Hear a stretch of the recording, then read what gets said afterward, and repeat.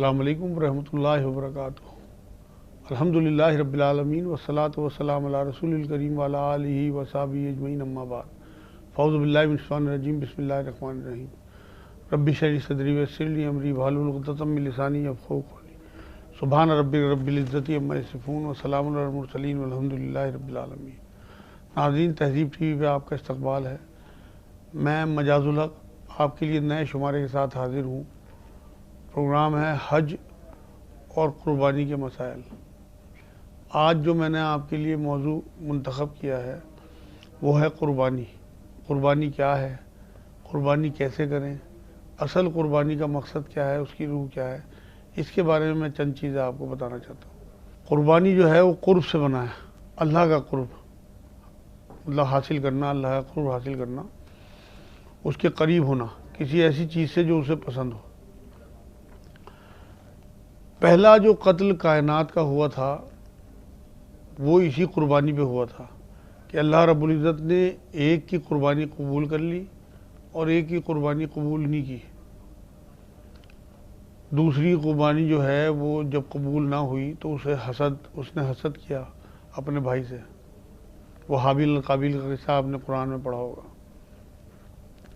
اب جو حج ہم کرتے ہیں یہ چار شخصیتوں کی قربانیوں کا ہی مظہر ہے، ان کا ہی مشاہدہ، ان کی سنتوں کو زندہ رکھنا، ان کی زندگیوں کو ہم اگر پڑھیں، اس کی حکمت دلیلیں سمجھیں اور صبر اور تحمل کا مظاہرہ ہمارے اندر آ جائے تو انشاءاللہ تعالی ہمارا حج ہو جائے گا۔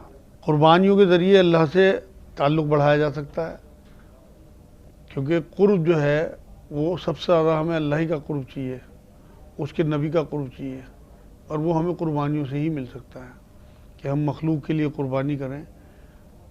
اس میں قربانی صرف جانور کی نہیں، یہ تو ایک سمبل ہے۔ اصل قربانی جو ہے وہ اپنی خواہشات کی، اپنی ضرورتوں کی، اپنے نفس کی، اپنی عقل کی، اپنے گناہوں کی، اپنی جو بھی ہمارے اندر تکبر ہو، کسی بھی قسم کا کوئی ہمارا نفس خوش ہوتا ہو جن چیزوں سے، اگر ہم انہیں ذبح کر دیتے ہیں تب قربانی کا مفہوم صحیح طرح سے ہم ادا کر پائیں گے، ادروائز نہیں کر پائیں گے۔ اب آپ یہ دیکھیے کہ قرآن میں اللہ رب العزت نے سورہ حج کی 37 نمبر آیت میں بات کہی ہے کہ اللہ کو قربانی کا گوشت اور خون نہیں پہنچتا، بلکہ تمہارے دلوں کا تقوی پہنچتا ہے، دل کے جذبات پہنچتے ہیں کہ ہم نے کس نیت سے قربانی کی ہے۔ لوگ تو بڑے بڑے جانور، بڑے بڑے مینڈے، بڑے بڑے بھینس یا بکرے یا اونٹ خرید کے فخر کرتے پھرتے ہیں اور دکھاتے پھرتے ہیں لوگوں کو، میں نے اتنا مہنگا جانور لیا، اتنا مہنگا میں نے کام کیا۔ یہ سب ریاکاری، شوبازی ہے۔ اللہ شوبازی کو پسند نہیں کرتا، اس تک تو آپ کی نیت پہنچتی ہے۔ اللہ کی راہ میں چیزوں کو قربان کر دینا یہ ایمان کا حصہ ہے۔ آپ نے چوتھے پارے کی پہلی آیت آپ نے سنی ہوگی بہت، لن تنالوا البر، جہاں سے شروع ہوتی ہے وہی آیت کہ تم نیکی کو پہنچ ہی نہیں سکتے جب تک تم اپنی پسندیدہ چیز اللہ کی راہ میں قربان نہ کر دیں۔ تو آج جو ہماری پسندیدہ چیز ہے وہ مال ہے، اس مال سے ہم جانور خرید کے اللہ کی راہ میں قربان کرتے ہیں، لیکن نیت اللہ ہو، اخلاص کے ساتھ، کیونکہ اللہ پاک ہے، وہ پاک چیزوں کو پسند کرتا ہے، اسے خالص چیزیں چاہیے، اس میں کسی قسم کی کوئی ملاوٹ نہ ہو، کوئی دکھاوا نہ ہو، لوگوں میں اپنا فخر کرتے نہ پھریں کہ ہم نے اتنا بڑا جانور لے لیا، اتنا مہنگا جانور لے لیا، اتنے سارے جانور لے لیے۔ آپ یقین کریں جب بھی کبھی آپ کے دل میں یہ بات آئے تو آپ یہ سوچ لیا کریں کہ اتنے سارے لوگ یا 100 200 1000 جن تک یہ بات پہنچے گی میرے رشتہ داروں میں کہ میں نے مہنگا جانور لیا، یہ مجھے آخرت میں کیا فائدہ پہنچا سکتے ہیں۔ اور اگر یہ بات اللہ تک پہنچ گئی کہ میں نے اللہ کی رضا کے لیے مہنگا جانور لیا تو وہ مجھے کتنا فائدہ پہنچا سکتا ہے۔ تو آپ کے لیے یہ آسان ہو جائے گا کہ آپ جو ہے ریاکاری سے بچ جائیں، کیونکہ کمزور لوگ ہمیں کیا فائدہ پہنچائیں گے، کتنی تعریفیں دے دیں گے، ہم ان سے تعریفیں سن کے خوش ہوتے ہیں، ہم اسی لیے ریاکاری پہ اتر جاتے ہیں، ہم لوگوں کی خوشنودی حاصل کرنا چاہتے ہیں، جبکہ خوشنودی ہمیں صرف اپنے خالق کی، اپنے اللہ کی۔ تو ہم جس کے لیے قربانی کر رہے ہیں اسی کی خوشنودی ہمیں حاصل کرنی ہے، اسی کو ہمیں بتانا ہے کہ اللہ ہم نے اتنا مہنگا جانور تیری رضا کے لیے، تو نے مال دیا، ہم نے وہ مال تیری راہ میں اس جانور کے ذریعے تیرے نبیوں کی سنت ادا کرنے کے لیے وہ تیری راہ میں قربان کر دیا، جس سے تو راضی ہو جائے، تیرا قرب ہمیں حاصل ہو جائے، ہماری قربانی تجھ تک پہنچ جائے۔ کیونکہ یہ مشاہدہ آپ دیکھیں کہ حضور صلی اللہ علیہ وسلم مستقل قربانیاں کیا کرتے تھے، اور نبی جو تھے ابراہیم علیہ السلام جن سے قربانی کی شروعات ہوئی ہے، انہوں نے بھی قربانی کا جو معاملہ ہے وہ آپ کے سامنے اپنے بیٹے کو جو ہے وہ ذبح کرنے کے لیے ڈال دیا، آنکھوں پہ پٹی باندھ کے گردن کے بل اسے لٹایا، جس سے کہ اس کی چہرے پہ ان کی نظر نہ پڑے۔ لیکن اللہ رب العزت نے قرآن میں یہ کہا کہ ہم نے وہ بڑی قربانی ہٹا کے چھوٹی قربانی یعنی کہ دمبا وہاں بھیج دیا، اور پھر وہ دمبا جو ہے وہ قربان ہوا اللہ کی راہ میں، اور بیٹے کو اللہ رب العزت نے بچا لیا۔ لیکن وہاں بیٹا تو نہیں پہنچا، نیت ابراہیم علیہ السلام کی پہنچ گئی۔ یہی بات سورہ حج میں اللہ نے کہی ہے 37 نمبر آیت میں کہ تمہارے خون اور گوشت مجھے نہیں پہنچتے، تمہاری نیتیں پہنچتی ہیں۔ تو ابراہیم علیہ السلام کو خلیل اللہ ایسے ہی نہیں کہا جاتا، انہیں اللہ رب العزت نے جن جن آزمائشوں میں گزارا ہے، ڈالا ہے، ان سب آزمائشوں کو، ان سب قربانیوں کو انہوں نے پورا کیا ہے۔ ایک قربانی تھوڑی ہے ان کی، انہیں آگ میں ڈالے جانا، توحید کی بنا پہ نمرود کے سامنے یہ اپنی جرت پیش کر دینا، اللہ رب العزت کی ذات کے بارے میں وہاں اعلان کر دینا ان بت پرستوں کے بیچ میں تمام لوگوں کے، یہ بہت جرت کی بات تھی، یہ بہت بڑی آزمائش، بہت بڑی قربانی تھی۔ اس کے بعد پھر اللہ کے حکم سے آپ یہ دیکھیں کہ وہ آگ ٹھنڈی ہوئی ہے۔ ان کا کہنا یہ ہے ابراہیم علیہ السلام کا کہ ایسے راحت بھرے لمحے مجھے نہیں ملے جیسے میں نے اس آگ میں گزارے ہیں، کیونکہ وہ اللہ رب العزت کی ٹھنڈی سلامتی کے ساتھ ٹھنڈی ہوئی ہوئی آگ تھی۔ تو جہاں اللہ کی سلامتی ہو وہاں تو راحت ہی راحت ہوگی۔ انہوں نے ایسے لمحے ہی نہیں پوری زندگی میں گزارے، آپ اندازہ کیجئے کہ کیسے لمحے ہوں گے، وہ کیسے راحت کے لمحے ہوں گے جہاں اللہ کی سلامتی برس رہی ہوگی۔ تو اس کے بعد ان کی قربانی ہجرت کرنا شام کی طرف، اس کے بعد پھر اپنے بیوی بچوں کو اللہ کے حکم پہ ادھر عرب کے اس علاقے میں چھوڑ کے جانا، کعبے کے علاقے میں، وہاں حضرت ہاجرہ کا دوڑ بھاگ کرنا، وہ اپنی جوان بیوی کو، اپنے بیٹے کو چھوڑ کے جانا، یہ سب قربانیاں تو ہیں۔ جب بچہ جو 87 سال کی عمر میں بچہ ملا ہو، اور جب وہ 13 سال کا ہوا اور یہ 100 سال کے ہوئے تو اللہ کا حکم آ گیا کہ اسے ذبح کر دیں۔ یہ کم بڑی قربانی ہے کہ اپنے اس چلتے پھرتے بچے کو، جو ابھی نو عمر کہلاتا ہے، جو ابھی نوجوان کہلاتا ہے، اس بچے کو لے کے چل دیے کاٹنے کے لیے، ذبح کرنے کے لیے، اللہ کے لیے قربان کرنے کے لیے۔ کوئی مثال ہے ایسی تاریخ میں کہ اپنے کسی بچے کو ذبح کرنے کے لیے کوئی چل دیا ہو؟ یہ بہت بڑی قربانی ہے۔ تو انہی قربانیوں کا مشاہدہ کرانے کے لیے اللہ رب العزت نے قربانی جیسا عمل ہمیں دیا ہے، جسے ہم نے زندہ رکھا ہے نبی اکرم صلی اللہ علیہ وسلم کے حکم سے۔ جب حضور سے پوچھا کہ حضور یہ قربانی کیا ہے، تو انہوں نے یہی کہا کہ تمہارے باپ ابراہیم علیہ السلام کی سنت ہے۔ ابراہیم علیہ السلام کی سنت کا مطلب یہ ہے کہ جو اللہ رب العزت نے انہیں مینڈا بھیج دیا تھا، تو ہم بھی تمام عمر جو ہے وہ اسی طرح سے جانور قربان کرتے رہے اللہ کی راہ میں۔ بہت سارے پڑھے لکھے لوگ آج میرے سے بھی سوال کرتے ہیں، اور میں نے ویسے بھی دیکھا ہے سوال کرتے ہوئے اور لوگوں سے بھی، عالموں سے، کہ جی کیا اتنی غربت میں ہم قربانی کے پیسے غریبوں کو دے دیں؟ کیا اتنی غربت کی وجہ سے ہم حج نہ کریں، وہ پیسے جو ہے وہ غریبوں میں بانٹ دیں؟ اتنی غربت ہے۔ آپ کو ساری یہ چیزیں دیکھیں کہ ان لوگوں کو، ایسے جو پڑھے لکھے لوگ اپنے آپ کو بہت زیادہ سمجھدار سمجھتے ہیں، اللہ کے حق بھی نظر آتی ہیں۔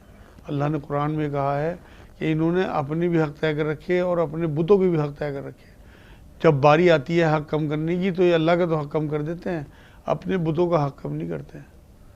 تو یہ اپنی خواہش کے مطابق اللہ رب العزت کے حق میں کٹوتی کاٹتے ہیں، اپنی کسی تفریح میں ان کی کوئی کمی نہیں آتی۔ ابھی ان کا لندن کا ٹور ہو تو 5 لاکھ روپے کا ٹور ہوگا، لیکن قربانی انہیں 25,000 روپے کی بھی کھلتی ہے۔ وہاں انہیں غریب یاد آتا ہے، جب یہ کھانا کھانے جاتے ہیں اور 7,000 کا بل دے کے آتے ہیں، تب انہیں قربانی یاد نہیں ہے، تب انہیں غریب یاد نہیں آتے کہ ہمارے پڑوس میں جو ہے وہ اس کے بچے بھوکے سو رہے، فلاں عورت نے خودکشی کر لی، ہمارے شہر میں فلاں بچے جو ہیں وہ پڑھائی سے محروم ہیں، وہ بھوک سے محروم ہیں، مطلب کھانے سے محروم ہیں، انہیں بھوک میں تڑپتے ہیں۔ وہاں کہیں یاد نہیں آتا، یاد آتا ہے اللہ کے حق پہ۔ جب حج کا سیزن ہوگا تب اس طرح کے سوال آئیں گے، جب لوگ عمرے کو جاتے ہیں تب اس طرح کے سوالات کرتے ہیں، جب لوگ قربانی کا موسم آتا ہے یا بقرعید کا تب اس طرح کے سوال سامنے آتے ہیں، تب ان لوگوں کو اللہ رب العزت کے حق کو کاٹنے کی بات یاد آتی ہے۔ ایک بات میں آپ لوگوں کو بتا دوں، اللہ کا حق آپ یہاں اختیار کی وجہ سے کاٹ لیں گے، لیکن آپ یقین کریں اللہ کے ہاں آپ کو ہر چیز کا حساب دینا ہے۔ آپ کے لیے دین اتنا ہی ہے جتنا رسول اکرم صلی اللہ علیہ وسلم دے کے گئے ہیں۔ اسلام میں صرف ایک ہی پالیسی ہے، پالیسی آف محمد، اور حضور اکرم صلی اللہ علیہ وسلم آپ کو قربانی کا حکم دے کے گئے۔ قربانی آپ کے لیے واجبات میں سے ہے، بڑی سنتوں میں سے ہے۔ حضور ہمیشہ قربانی کرتے تھے۔ حضور نے 100 اونٹوں کی بھی قربانی کی ہے اور ایک بکری کی بھی قربانی کی ہے، ایک دمبے کی بھی قربانی کی ہے۔ تو اس لیے جس کی جیسی استطاعت ہو ویسی قربانی کرے۔ اگر کسی کی استطاعت زیادہ جانور کاٹنے کی ہے تو وہ حصے نہ گنے، اللہ نے آپ کو گن کے پیسے نہیں دیے۔ حضور صلی اللہ علیہ وسلم نے 100 اونٹ بھی قربان کیے ہیں۔ حجۃ الوداع کے موقع پہ آپ دیکھیں کہ اللہ، یہ روایتوں میں بات ملتی ہے کہ 63 اونٹ تو اپنے ہاتھ سے ذبح کیے ہیں، الحمدللہ نہر کیے ہیں۔ تو اس لیے جس کی جیسی حیثیت ہو وہ اسی طرح سے قربانی کرے، اور خوش دلی کے ساتھ، کسی قسم کا کوئی بوجھ نہ ہو۔ اور اگر آپ کے اوپر قربانی واجب نہیں ہے، آپ کی استطاعت نہیں ہے، تو زبردستی بھی نہ کریں۔ اگر آپ پیسے اکٹھے کر کے اللہ کے قرب کے لیے قربانی کرتے ہیں تو وہ نفلی قربانی بھی آپ کو بہت نفع دے گی، لیکن اپنے اوپر اسے واجب نہ کریں، اسے اپنے اوپر بوجھ نہ بنائیں۔ اللہ کی محبت کی وجہ سے اگر آپ اپنا پیٹ کاٹ کے قربان کرتے ہیں جانور تو یہ بہت سعادت کی بات ہوگی، لیکن یہ کر نہ کریں کہ آپ نے ہر حال میں اپنے بچوں کا نوالا چھین کے قربانی کرنی ہے، یہ مناسب نہیں ہے۔ یا قرض داری کر کے آپ کو جو ہے وہ قربانی کرنی ہے، کیونکہ قرضہ جو ہے وہ ایک ایسی چیز ہے کہ اسے کر کے آپ کو نہ حج کرنا چاہیے، نہ عمرہ کرنا چاہیے، نہ قربانی کرنی چاہیے۔ حج کے معاملے میں اصل میں بہت سخت وعیدیں ہیں نا۔ نبی اکرم صلی اللہ علیہ وسلم نے قرض دار کی حج جنازے کی نماز پڑھانے سے انکار کر دیا تھا، آپ نے سنا ہوگا۔ اور شہید کے تمام گناہ معاف ہو جاتے ہیں قرض کے علاوہ۔ یہاں گناہ لفظ استعمال ہوا، اس کا مطلب قرض جو ہے وہ اللہ کی نظر میں گناہ ہے۔ اگر آپ بنا اجازت قرض مانگتے ہیں، بنا ضرورت قرض مانگتے ہیں تو آپ گناہ گار ہیں۔ تو اس لیے کبھی بھی اگر آپ کو خدا نخواستہ ضرورت بھی پڑتی ہے تو جتنی جلدی قرض لیں اتنی جلدی واپس کرنے کی کوشش کریں، اللہ آپ کو استطاعت دے گا انشاءاللہ۔ لیکن جو چیزیں آپ کے اوپر فرض ہیں ان چیزوں میں اللہ رب العزت نے اسی لیے زکوٰۃ اور حج ایسے رکھے ہیں جو امیروں پہ ہیں۔ ان میں بھی ایسے لوگ جو استطاعت نہ رکھ پا رہے ہوں، آگے چانس ہو تو آگے حج کر لیں، لیکن ادھار نہ لیں۔ ادھار لے کے اللہ رب العزت کے گھر کا حج کرنے نہ جائیں، نہ عمرہ کرنے جائیں، نہ قربانی کریں۔ میں بار بار اس بات کو اس لیے کہہ رہا ہوں کہ یہ الٹا آپ کے لیے پریشانی کا سبب بن سکتا ہے، کہ جو چیز آپ کے اوپر اللہ نے فرض نہیں کی، آپ کو اسے اپنے اوپر فرض نہیں کرنا۔ تو حضور صلی اللہ علیہ وسلم بھی بتا کے گئے ہیں، اور قرآن بھی یہ کہتا ہے کہ بہترین چیز آپ کو صدقے میں دینی ہے۔ تو جو بھی لوگ حج کرنے جائیں وہ بہترین عمر میں جائیں۔ بہترین عمر جوانی کی ہوتی ہے، جب آپ کے پاس استطاعت ہو، اس عمر میں آپ ارکان بھی اچھے سے مطلب کر سکتے ہیں حج کے، کیونکہ جوان آدمی بھاگ دوڑ آسانی سے کر سکتا ہے، عبادات بھی آسانی سے کر سکتا ہے۔ اب آپ دیکھیں کہ میں جب 96 میں حج پہ گیا ہوں تو میں غار ہیرا بھی پہنچ گیا تھا، اور اس کے بعد میں حج پہ یا عمرے پہ کبھی گیا ہوں تو اس کے بعد میرا پھر وہاں جانے کی ہمت ہی نہیں ہو پائی۔ تو آپ کی ہمت ہی ٹوٹ جاتی ہے، آپ کے اندر اتنی استطاعت ہی نہیں رکھی۔ استطاعت صرف پیسے ہی کی نہیں ہے، استطاعت صحت کی بھی ہے، کہ آج میں اگر چاہوں کہ میں غار سور یا غار ہیرا چلا جاؤں تو اب میرے اندر ہمت نہیں ہے۔ تو اس لیے جو اللہ آپ کو چانس دے، آپ بہترین چیز اللہ کی راہ میں دینے کا مقصد ہی یہی ہے کہ آپ بہترین عمر، بہترین پیسہ، بہترین صلاحیت، بہترین علم اور بہترین آپ کا جو امن کا اس ٹائم راستہ ہے اسے استعمال کریں، اللہ کی راہ میں قربان کریں، اپنے ٹائم کو سیو کر کے۔ جو لوگ بھی حج یا عمرہ کر سکتے ہوں وہ حج یا عمرہ کریں۔ اس سال تو تھوڑی پریشانی ہے کورونا کی وجہ سے، لیکن انشاءاللہ ہمارے ملک کا قانون ایسا ہے کہ آگے پھر امن ہوگا، اور اس کے بعد پھر گورنمنٹ بھی پروموٹ کرتی ہے، حاجیوں کے لیے الگ سے کوٹا طے کراتی ہے عرب کے ممالک سے۔ تو ان سب چیزوں کا ہمیں فائدہ اٹھانا ہے، اور اس کے بعد پھر انشاءاللہ تعالی ہمیں ان قربانیوں کا احساس ہوگا، کیونکہ وہاں جو قربانی ہے ابراہیم علیہ السلام کے بعد حاجر علیہ السلام کی قربانی، ایک ماں کی قربانی۔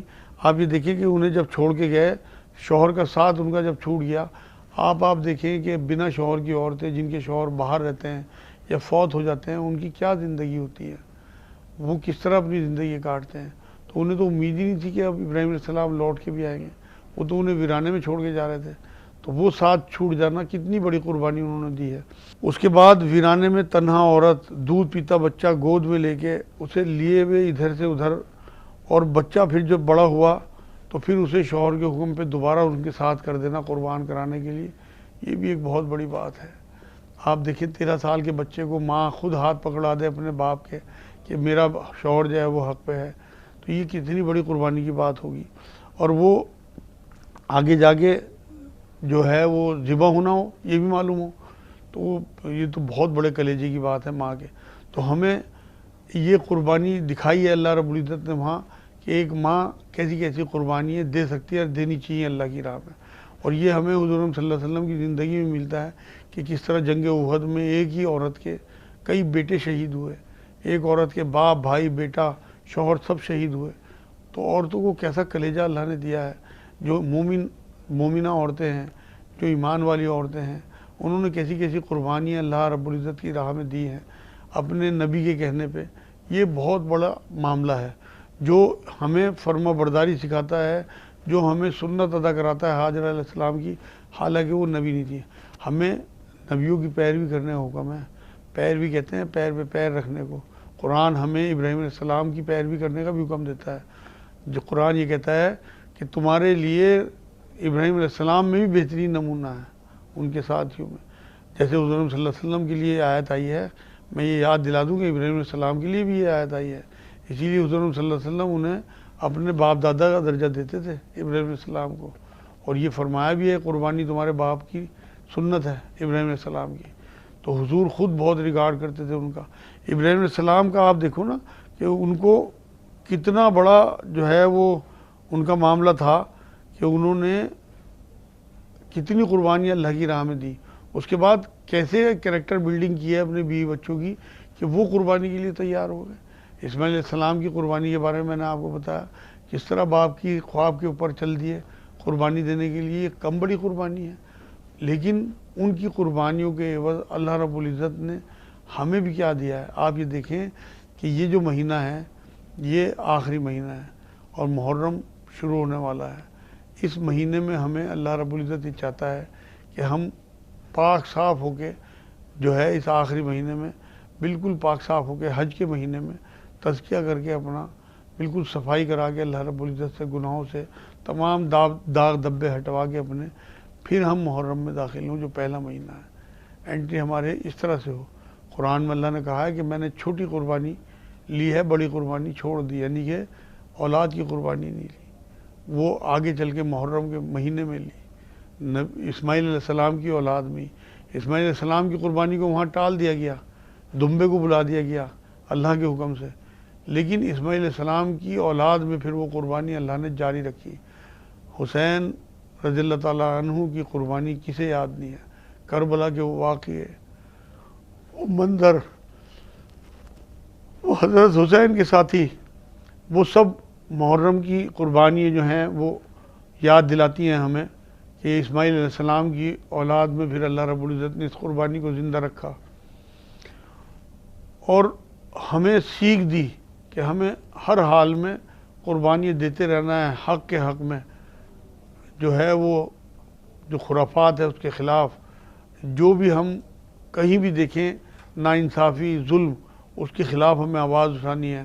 حضرت حسین رضی اللہ تعالیٰ عنہ کی قربانی رائے گاہ نہیں جانی چاہیے، انہوں نے جس وجہ سے قربانی دی ہے نبی کا نواسہ ہونے کے باوجود، تو ہم بھی نبی کی روحانی اولاد ہیں، ہمیں بھی قربانیوں کے لیے تیار رہنا چاہیے۔ آپ یقین کریں، ایک حدیث پاک ہے یا کسی بزرگ کا قول میں نے یہ سنا یا پڑھا ہے کہ تمہارا ایمان ہی مکمل نہیں ہو سکتا جب تک تمہارے اندر ولولہ نہ ہو اللہ کی راہ میں جان دینے کا۔ آپ اپنے اوپر نظر تو ڈال کے دیکھیں کہ کیا آپ اللہ کے لیے قربانی دینے کو تیار ہیں۔ شروعات جان سے ہی کریں، اپنی جان کی، اپنے مال کی، اپنی اولاد کی، اپنے وقت کی، اپنے علم کی، اپنی صلاحیت کی، ہر چیز کی قربانی جو ہے وہ جو چیزیں اللہ نے آپ کو دی ہیں۔ ابراہیم علیہ السلام اسماعیل علیہ السلام کو جو لٹا کے قربان کرنے کے لیے تیار ہوئے تھے، وہ ہمیں یہ بات بتاتی ہے کہ ہمیں اپنی اولاد کو اللہ کی راہ میں قربان کرنا ہے۔ وہ قربانی اب ویسی نہیں ہوگی کہ ہم چھری چلا دیں، بلکہ وہ قربانی ہوگی کہ ہم انہیں مسلمان ڈاکٹر بنائیں، ہم انہیں مسلمان انجینئر بنائیں، ہم انہیں مسلمان بزنس مین بنائیں جس سے کہ وہ لوگوں کی فلاح و بہبود کے کام آئیں، معاشرے کو سیدھا کرنے کے کام آئیں، معاشرے میں ان کی عزت ہو اور وہ عزت کرنا بھی سکھائیں، کرنا بھی سیکھیں۔ تو اس لیے جو بھی ہمیں چیزیں قربانی کے حوالے سے ملتی ہیں وہ سب ہمارے اپنے لیے ہیں۔ حضور صلی اللہ علیہ وسلم کی آپ زندگی دیکھ لیں کہ 63 سال کی اختیاری زندگی فقر کے ساتھ گزاری اس صحرا میں، اور امت کے لیے صرف تکلیفیں جھیلی ہیں۔ اور حدیث یہ ہے، حضور صلی اللہ علیہ وسلم نے ایک بار یہ بات فرمائی کہ جتنا مجھے ستایا گیا اتنا کسی کو نہیں ستایا گیا۔